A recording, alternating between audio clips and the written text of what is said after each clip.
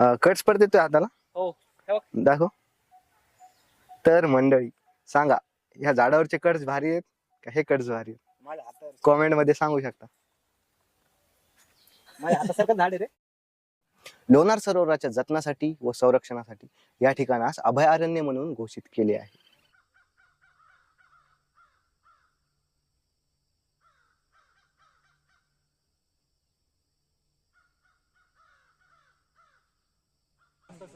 तर मित्रांनो, फायनली सरोवर आलेले आहे आणि लय बरं वाटलं. आता पाहू पुढे.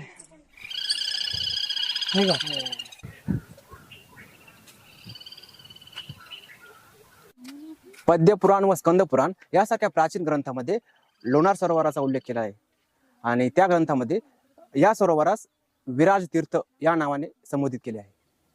पूर्वी हे सरोवर ज्वालामुखी सारख्या भूगर्भीय प्रक्रियेतून तयार झाले अशी मान्यता होती, पण काही काळानंतर असे स्पष्ट झाले की या ठिकाणी अतिवेगवान उल्का किंवा धूमकेतू येऊन आदळला आणि हे तयार झाले.